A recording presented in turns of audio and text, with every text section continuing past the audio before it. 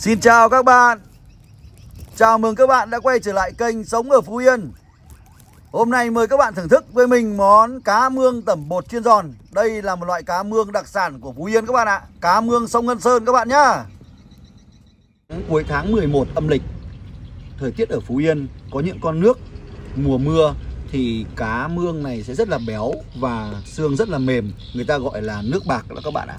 Những cái loài cá sông ở Phú Yên nó sẽ rất là mềm xương.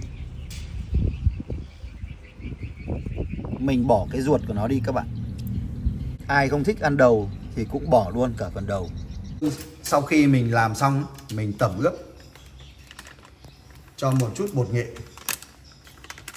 một chút gia vị. Và bây giờ là cái bột chiên giòn các bạn ạ.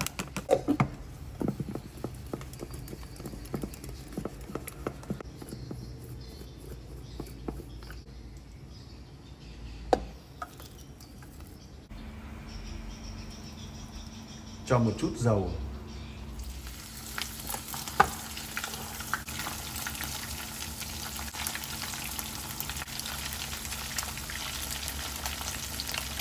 Nếu như món cá mương nướng có một vị ngon đặc biệt riêng thì cái món cá mương tẩm bột chiên giòn này lại có một vị hoàn toàn khác biệt. Có vị thơm của nghệ, mềm, ngọt của cá mương. Và đặc biệt mình sẽ dùng món cá mương này để cuốn với bánh tráng, tạo nên một hương vị ẩm thực hoàn toàn đậm chất của Phú Yên. Nếu như mọi người yêu thích ẩm thực Phú Yên, những địa điểm du lịch của Phú Yên và văn hóa của Phú Yên, mọi người đừng quên bấm nút đăng ký kênh để không bỏ lỡ bất kỳ video nào của mình.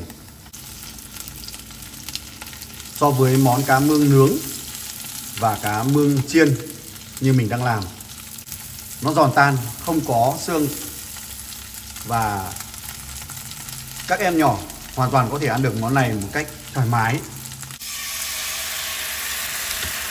Hôm nay mình không thể không làm món bánh xèo và cá mương. Thay vì mình làm món bánh xèo tôm đất thì bây giờ mình làm bánh xèo bằng cá mương.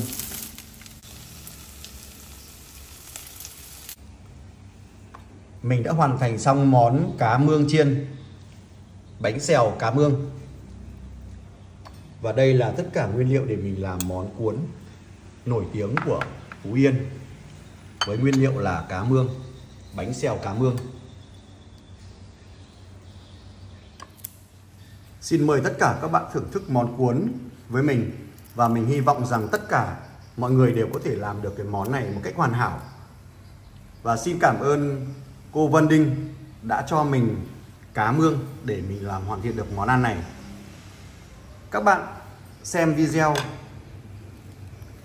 hãy đăng ký kênh và chia sẻ giúp mình nhé.